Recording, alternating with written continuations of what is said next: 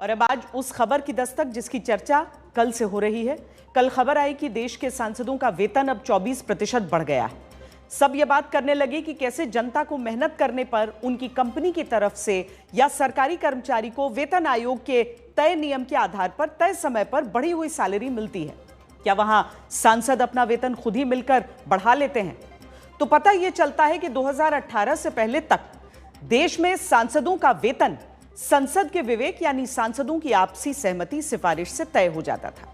लेकिन अब सांसदों की सैलरी कॉस्ट इन्फ्लेशन इंडेक्स की तय व्यवस्था से एक हिसाब से बढ़ती है, न कि बेतहाशा वृद्धि होती है।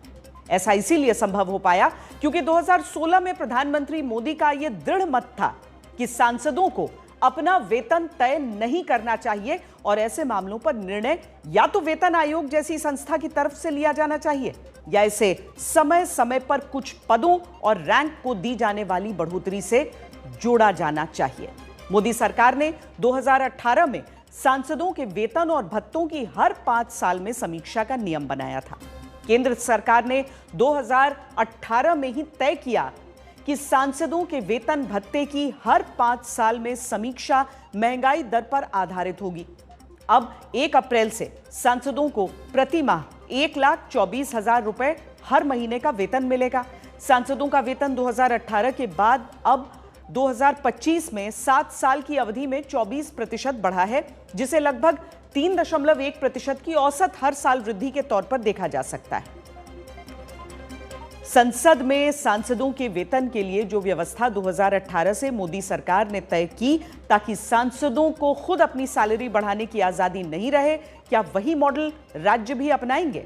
क्योंकि राज्यों में मुख्यमंत्री मंत्रियों का वेतन बढ़ाने में अब भी खूब मनमानी चलती है।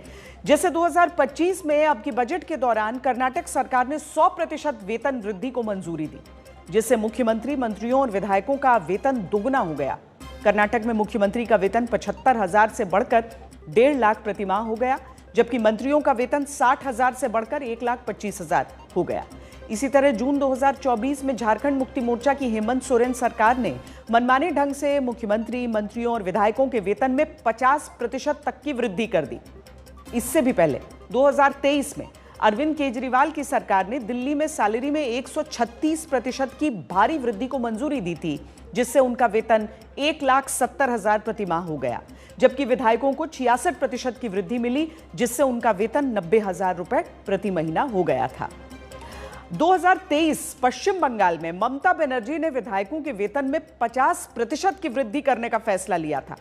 तब ममता बनर्जी ने दलील ये दी थी कि अन्य राज्यों के मुकाबले उनके यहां सीएम, मंत्री, विधायक की सैलरी कम है, जिससे विधायकों का वेतन 80,000 से बढ़कर 1,20,000 रुपए हो गया था और मुख्यमंत्री मंत्रियों को 36% की बढ़ोतरी दी गई, जिससे उनका वेतन 1.5 लाख तक पहुंच गया।